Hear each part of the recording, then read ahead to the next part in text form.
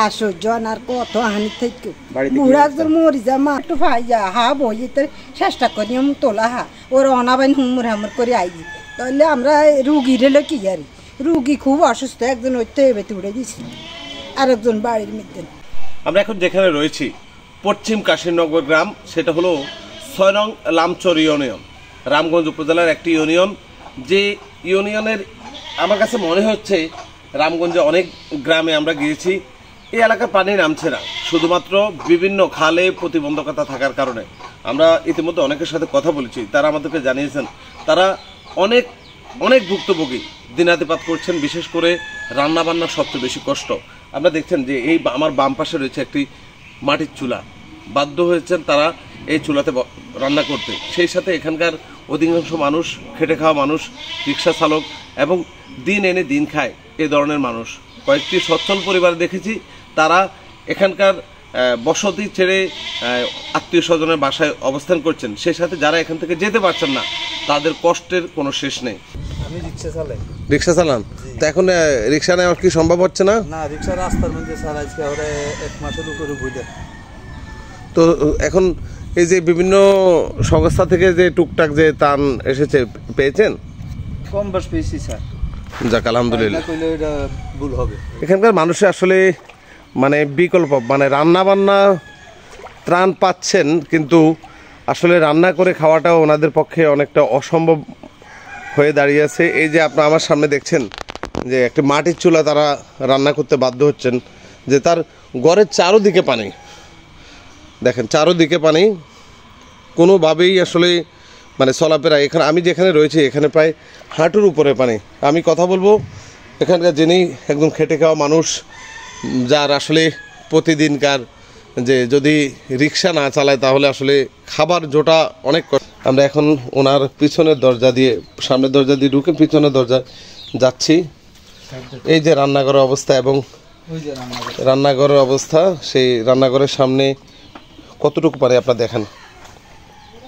আর ডান পাশে একটি ছাগল খোয়ার রয়েছে। আমরা এখন যেখানে রয়েছি সেটা হলো রামগঞ্জ উপজেলার লামছর ইউনিয়নের পশ্চিম কাশিমনগর গ্রাম। পশ্চিম কাশিমনগর গ্রামের 1 নং ওয়ার্ড। এখানকার রয়েছে প্রায় 60টি পরিবার, 60টি বাড়ি, 60টি বাড়িতে রয়েছে 74 পরিবার। 74 পরিবার আমরা যদি হিসেব করি, প্রতি পরিবারের সদস্য সংখ্যা 5 জন, প্রায় 4 শতাধিক মানুষ এই এলাকায় মানুষ রয়েছে যথেষ্ট দুর্ভোগে। এখানকার মানুষ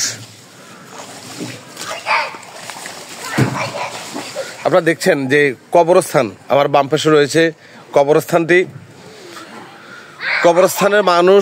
কবরস্থানে এলাকার মানুষ জানিয়েছেন যে এই কবরস্থানে যদি এই মুহূর্তে যদি কেউ মারা যান তাহলে কবর দেয়া অনেক কষ্টকর হয়ে দাঁড়াবে তাদের জন্য।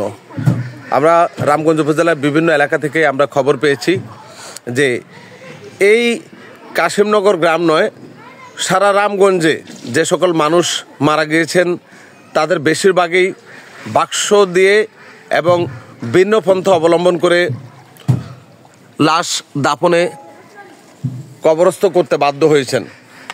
পুরো রাস্তা জুড়ে, যে রাস্তা দিয়ে হেঁটে খেলে মানুষ বেড়াতো, সেই রাস্তা এখন কোমর সমান পানি।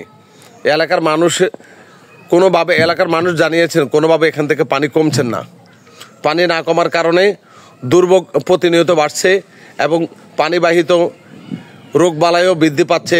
ইতিমধ্যে সকল ডোবা, নালা, পুকুর সব কিছু ভেসে গেছে।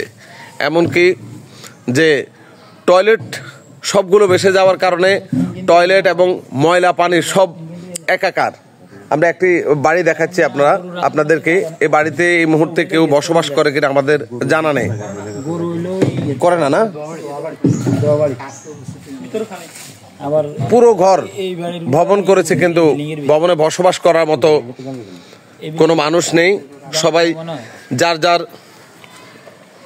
আশ্রয়স্থলে আত্মীয় স্বজনের বাসা বাড়িতে যেতে বাধ্য হয়েছেন। সবচেয়ে বেশি ক্ষতির সম্মুখীন হয়েছে যে সকল মানুষের গরু, ছাগল এবং বিভিন্ন গৃহপালিত পশু রয়েছে এবং হাঁস মুরগির খামার রয়েছে, তারাই সবচেয়ে বেশি ক্ষতির সম্মুখীন।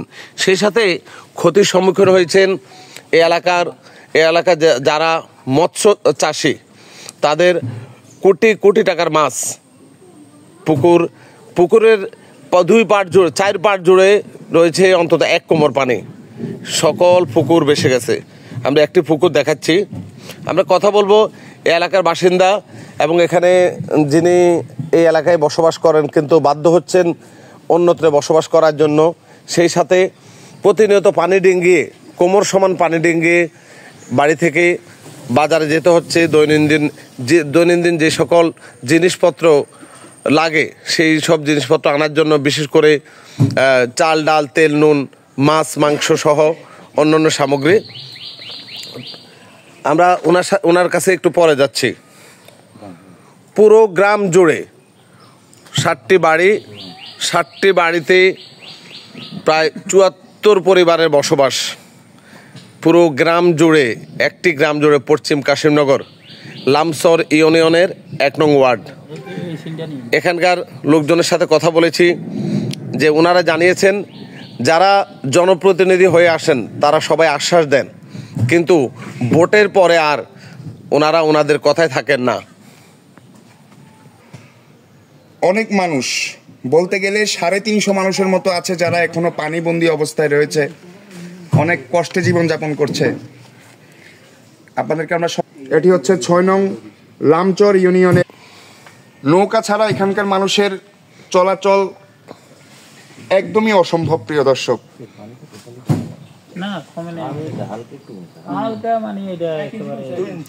আমরা এখন কথা বলবো যে এলাকার পানি আগে থেকে কমছে না স্থিত অবস্থায় রয়েছে না বাড়ছে। আমরা কথা বলবো আমাদের সাথে যিনি রয়েছেন এই এলাকারই বাসিন্দা সোহেল ভাইয়ের সাথে। তো তার আগে দেখাচ্ছি কোনোভাবেই আসলে নৌকার বিকল্প এলাকায় এখন পর্যন্ত হয় নাই। কারণ ওনারা এও জানিয়েছেন যে খালে এবং বিভিন্ন নালায় প্রতিবন্ধকতা, মাছ চাষ সহ এইসব প্রতিবন্ধকতার কারণে পানি প্রবাহিত হচ্ছে না, যার কারণে এলাকার মানুষ এখনও পানিবন্দী অবস্থায় রয়েছে। তো শুধু পশ্চিম কাশিমনগর না, আশেপাশে যত গ্রাম রয়েছে অধিকাংশ গ্রামেই প্রায় হাঁটু পানি অথবা কোমর পানির নিচে এখনো রয়েছে। জি, এখন বর্তমানে আসলে আমাদের আজ থেকে 15 দিন আগে যে অবস্থায় ছিল, এখন আমাদের এই এলাকা এখনো সেম অবস্থায় আছে, এখনো কোনো পানি কমে নাই। আর বিশেষ করে 15 দিন আগের যে পানিটা, যদিও আমাদের এত ক্ষয়ক্ষতি হয় নাই, বর্তমান পরিস্থিতিতে আমাদের ক্ষয়ক্ষতির সংখ্যা বেড়েই চলছে। যেমন গবাদি পশু থেকে শুরু করে মানুষ, বিভিন্ন পশু, এমনকি বিভিন্ন রকমের আমাদের এখন সমস্যাগুলো আমাদের দেখা দিচ্ছে।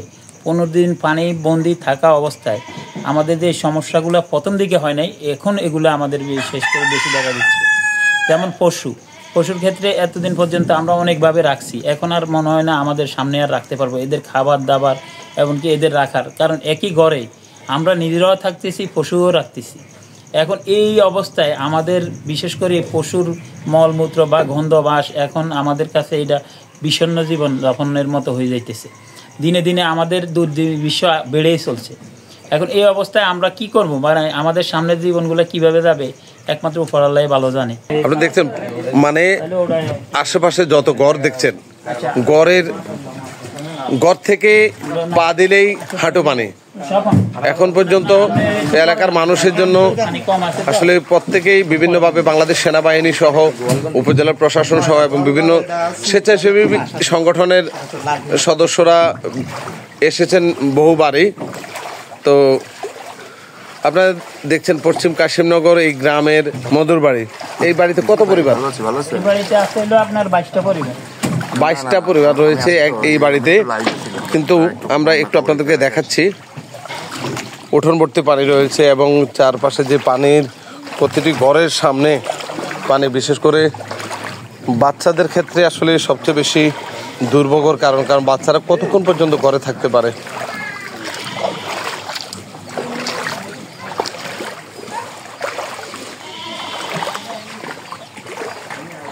বিশেষ করে এলাকার খেটে খাওয়া মানুষ যারা দিন এনে দিন খায়, তারাই সবচেয়ে বেশি ভোগান্তির শিকার হচ্ছেন। কি অবস্থা খালা, কতদিন আপনার এখানে পানিতে আছেন? জি, 1 মাস হয়ে গেছে। কি অবস্থা আপনার? কি রান্না কিভাবে রান্না বান্না করেন?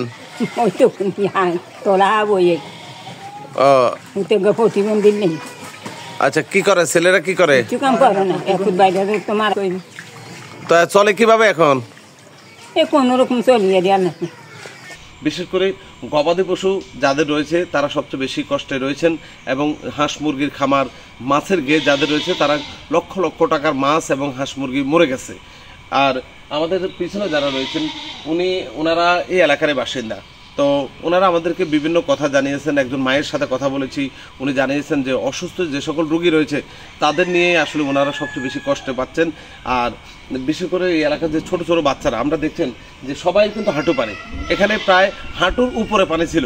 গত কয়েকদিনের যে রৌদ্র উজ্জ্বল আবহাওয়ার কারণে কিন্তু পানি অনেকটাই কমেছে। কিন্তু যখনই আকাশ ডাক দেয়, আকাশে গর্জন হয়, তখন এই এলাকার মানুষের ভিতরে আতঙ্ক সৃষ্টি হয়। কারণ একটাই, তারা জানে যে বৃষ্টি হওয়া মানে সেই কোমর পানি, বৃষ্টি হওয়ার পরে কোমর পানি। এলাকার মানুষের আতঙ্কের নাম এখন বৃষ্টি। কিন্তু এখানকার মানুষের স্থায়ী একটা সমাধান, সেটা হলো এই পানি যদি কোথাও নেমে না যায়, বিশেষ করে বড় কোনো খালে যদি পতিত না হয়, তাহলে এই এলাকার মানুষকে উদ্ধার করা অনেক কষ্টকর হবে। আমরা আছি এখন লামচর ইউনিয়নের পশ্চিম কাশিমনগর গ্রামের এই 1 নং ওয়ার্ডে, যেখানে 60টি বাড়ির বসবাসে প্রায় 74টি পরিবার রয়েছে। এখানে আমাদের এখানে 7টা বাড়ি আছে। এই বাড়িগুলা বিগত 18-20 দিন পানির নিচে, আর আমাদের এখানে কোনো পানি কমছে না। অন্য এলাকায় পানি কমে, ফেনী, লক্ষ্মীপুর ওইদিকে পানি কমে, কিন্তু আমাদের এখানে এই পানিগুলা কমতেছে না। আমাদের এখানে 7টা বাড়ি জলাবদ্ধতা হইলেও আমাদের সরকারি যে দাঁড়া গোপাটগুলা ছিল এগুলা সবাই ঘরবাড়ি করে বন্ধ করে রাখছে। এগুলা উন্মুক্ত করলে পানি আমাদের পয় নিষ্কাশন হয়ে যাবে। সেখানকার সদস্য সংখ্যা 4 শতাধিক। তা আমরা এখনও যারা অনেকেই আমরা জানি যে আমাদের নিজস্ব মাধ্যমে এই এলাকায় বেশ কিছু ত্রাণ এসেছে।